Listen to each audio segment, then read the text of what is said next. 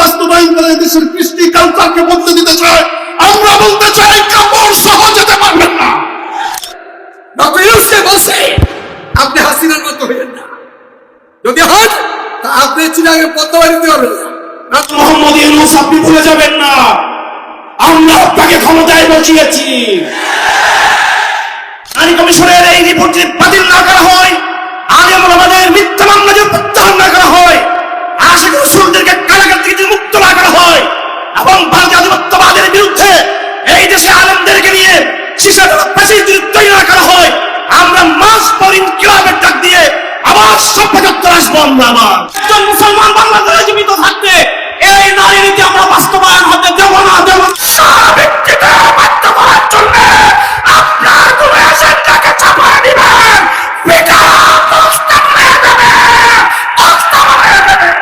কমিশনের নামে যে বেশ্যা কমিশন গঠন করা হয়েছে, ওদেরকে অতি সত্তর যদি বিতাড়িত করে না হয়, বাংলাদেশের ঘরে ঘরে আন্দোলনের দুর্গ গড়ে তোলা হবে, এমন ধাক্কা মারা হবে, এমন ঢেউ তোলা হবে যে বঙ্গোপসাগরের ঢেউ তার সঙ্গে তুলতে পারবে না। আসছে জাতির কাছে ক্ষমা চান, আর না হয় আপনাদের জায়গা সেখানেই হবে যেখানে তাসলিম নাসরিনের জায়গা হয়েছে।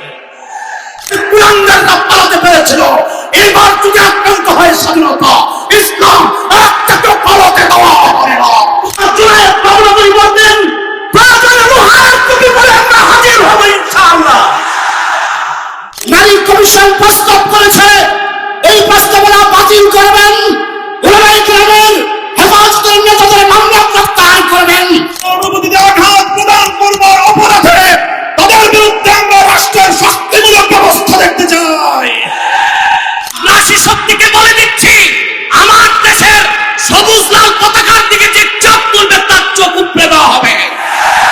ভূতে কি লাইন, ইউনিশ সরকারের ভূতে ধরছে। হাসিনাকে এই জহরাবাদী এনে ফাঁসি কাটতে ঝুলাতে হবে, ঝুলাতে হবে, ঝুলাতে হবে। আমার ভাই ফারাবী সহ আশিক রাসূলকে কেন এখনো কারাগারে বন্দী করে রেখেছেন? বাংলাদেশের সাধু রাসূল ইস্যুতে যতজন আশিক রাসূলকে কারাগারে বন্দী করে রেখেছেন, অতি শীঘ্রই তাদেরকে মুক্তি দান করতে হবে। নারী বিষয়ক সংস্কার কমিশনের সদস্য হয়ে মাননীয় প্রধান উপদেষ্টা বরাবর ইসলাম বিরোধী প্রস্তাবনা দাখিল করেছে। আল্লাহর দেওয়া পারিবারিক উত্তরাধিকার আইনকে বিলুপ্ত করার প্রস্তাব করেছে। তারা তো ডবল পাগল। কোরআন বিরোধী, সুন্নাহ বিরোধী আইন এসেছে, চলতে দেওয়া হবে না।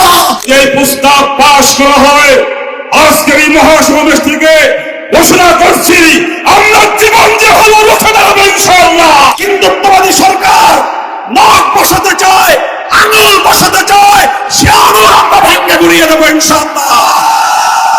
আপনি যদি কোরআন সুন্নাহ বিরোধী কোন আইন পাস করতে যান, বাংলাদেশের ওলামায়ে কেরাম তৌহিদি জনতা হাসিনার মতো আপনাকে দেশ ছাড়তে বাধ্য করবে, বাধ্য করবে।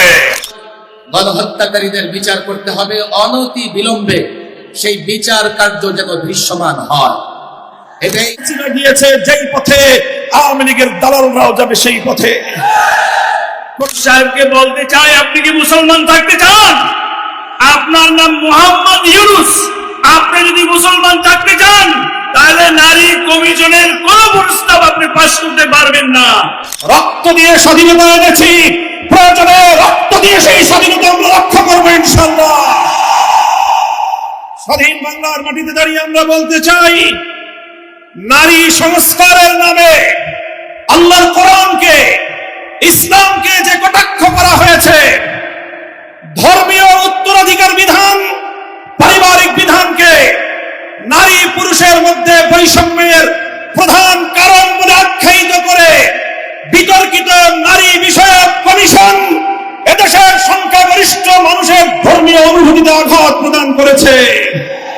ধর্মীয় অনুভূতিতে আঘাত প্রদান করবার অপরাধে তাদের বিরুদ্ধে আমরা রাষ্ট্রের শক্তিমূলক ব্যবস্থা দেখতে চাই। হেফাজতে ইসলাম বাংলাদেশ বলতে চায়, এই তথাকথিত পশ্চিমা ধ্যান ধারায় বিশ্বাসী বিতর্কিত নারীবাদীদের আদর্শ এবং দর্শন নয়, বরং হেফাজতে ইসলাম বাংলাদেশ ইসলাম প্রদত্ত আল্লাহর ঘোষিত নারীর ন্যায্য অধিকারে বিশ্বাসী। ইনশাআল্লাহ হেফাজতের সংগ্রামী মহাসচিব কর্মসূচি ঘোষণা করবেন। সারা বাংলাদেশ জুড়ে হেফাজতের নেতা কর্মীদেরকে আগামী মাসগুলোতে গোটা বাংলাদেশ জুড়ে নারীর ন্যায্য অধিকার আদায়ের জন্য মাঠে নামতে হবে, মাঠে নামতে হবে। আমরা পরিষ্কার ভাষায় বলি, বাংলাদেশের স্বাধীনতার 53 বছরের মাথায় এসে সংবিধান সহ রাষ্ট্রের ব্যাপক সংস্কার কার্যক্রম শুরু হয়েছে। এই সংস্কার কার্যক্রম চলাকালীন সময়ে বহুত্ববাদের মতো এই বিতর্কিত একত্ববাদ বিরোধী কোন কনসেপ্ট বাংলার মানুষ গ্রহণ করবে না। আমরা সংবিধানে আল্লাহর উপর অবিচল আস্থা এবং বিশ্বাসকে পুনরুদ্ধারের দাবি করেছি। এই দাবি বাস্তবায়নের জন্য আগামী দিনে হেফাজতে ইসলাম বাংলাদেশ কঠোর কোন সিদ্ধান্ত নিতে হলে হেফাজত সেই সিদ্ধান্ত নেবে ইনশাআল্লাহ। আমরা পরিষ্কার ভাষায় বলি, ডক্টর ইউনূস সাহেবের সাথে হেফাজতের কেন্দ্রীয় নেতৃবৃন্দ অনেকবার সাক্ষাৎ করে বিনয়ের সঙ্গে আবেদন করেছি আমাদের বিরুদ্ধে ফ্যাসিবাদী আমলে দায়েরকৃত মিথ্যা মামলাগুলো প্রত্যাহার করেন। কিন্তু কেন যেন মনে হচ্ছে আমাদের সোজা আঙ্গুলে বুঝি ঘি উঠবে না। প্রফেসর ডক্টর ইউনূস সাহেব, আপনি কি সে কথা ভুলে গিয়েছেন? এই সেদিন আদালতের পাড়ায় আপনি আমাদের সঙ্গে পাড়ায় পাড়ায় ঘুরতেন, আদালতের অলিতে গলিতে ঘুরতেন। আমরা পরিষ্কার ভাষায় বলছি, আগামী 2 মাসের মধ্যে যদি হেফাজতে ইসলামের বিরুদ্ধে দায়েরকৃত মামলাগুলো প্রত্যাহার না হয়, হেফাজতে ইসলাম বাংলাদেশ সে মামলা বাতিল করার জন্য যা করতে হয় তাই করবে, তাই করবে ইনশাআল্লাহ।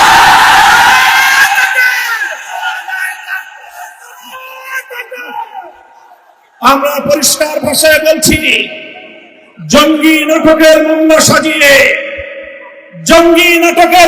সাজিয়ে আল্লাহর নবীর প্রকৃত উম্মত, নবী প্রেমিক উম্মত যাদেরকে কারাগারের 4 দেয়ালে বন্দী করে রাখা হয়েছে, যারা নবীর দুশমনদের বিপক্ষে পদক্ষেপ নিয়েছে, তারা গোটা উম্মতের কাছে হিরো, তারা গোটা উম্মতের হৃদয়ের মণি, চোখের মণি, হৃদয়ের প্রশান্তি।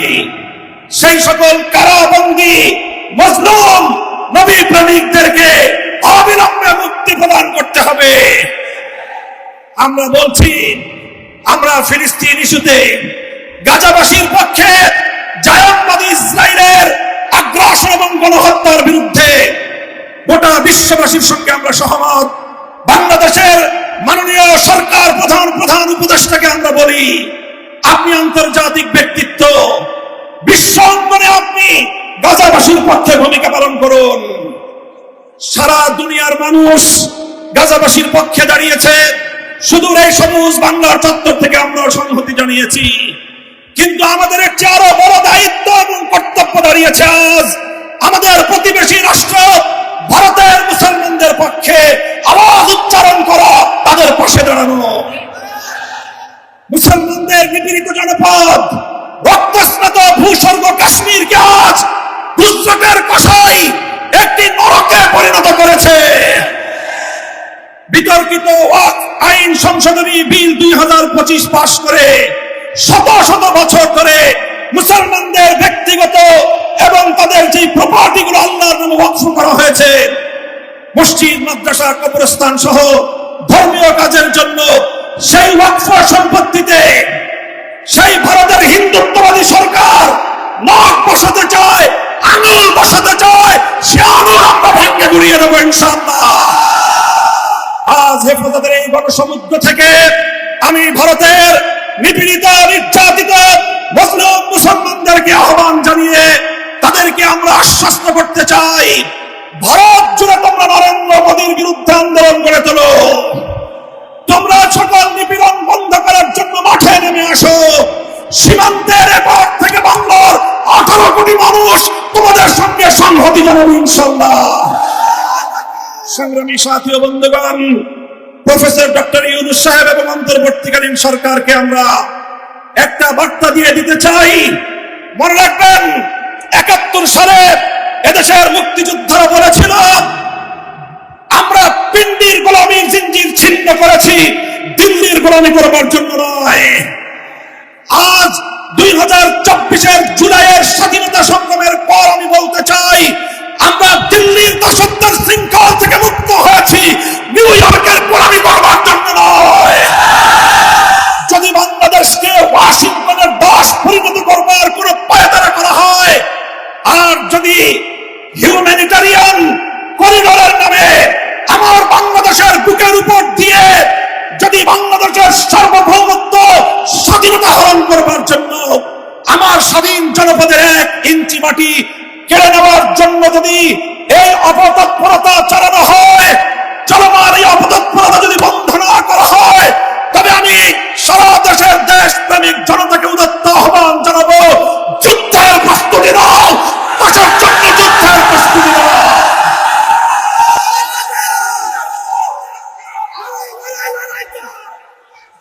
আমরা আমার দেশের প্রতি ইঞ্চি মাটি আমার জায়নামাজের মাটি। আবার বলছি, আমার স্বাধীন বাংলার প্রতি ইঞ্চি মাটি আমার পবিত্র জায়নামাজের মাটি। দিল্লি বা ওয়াশিংটন, পিকিং বা মস্কো, যারা এই মাটির দিকে চোখ তুলে তাকাবে আমরা তাদের বিরুদ্ধে বারুদ হয়ে মাঠে নামবো ইনশাআল্লাহ। সংগ্রামী সাথী ও বন্ধুগণ, ফ্যাসিবাদী আওয়ামী লীগকে সন্ত্রাসী সংগঠন হিসেবে ঘোষণা করবার যে দাবি জানানো হয়েছে, মনে করবেন না এটা আমাদের দুর্বল কোন দাবি। আমরা 2013 সালে ফ্যাসিবাদী আওয়ামী লীগের বুলেটের আঘাতে রক্তাক্ত হয়েছি। 2021 সালে আমাদেরকে হত্যা করেছে, বছরের পর বছর বিনা বিচারে আমাদেরকে কারারুদ্ধ করে রেখেছে। সেই সন্ত্রাসী সংগঠন আওয়ামী লীগকে আবার বাংলাদেশের রাজনীতিতে যদি পুনর্বাসন করবার কোন দুঃস্বপ্ন কেউ দেখেন, তাহলে আমরা পরিষ্কার ভাষায় বলে দেই তার সঙ্গে আমরা আওয়ামী লীগের চেয়ে ভিন্ন কোন আচরণ করব না। শেখ হাসিনা গিয়েছে যেই পথে, আওয়ামী লীগের দালালরাও যাবে সেই পথে। কোন রাজনৈতিক দল অথবা সরকারের মধ্যে ঘাপটি মেরে বসে থাকা ফ্যাসিবাদের কোন দোসর যদি বাংলার রাজনীতিতে এই ফ্যাসিবাদী শক্তিকে পুনর্বাসিত করবার পায়ে তারা চালায়, তাদের সঙ্গে আমরা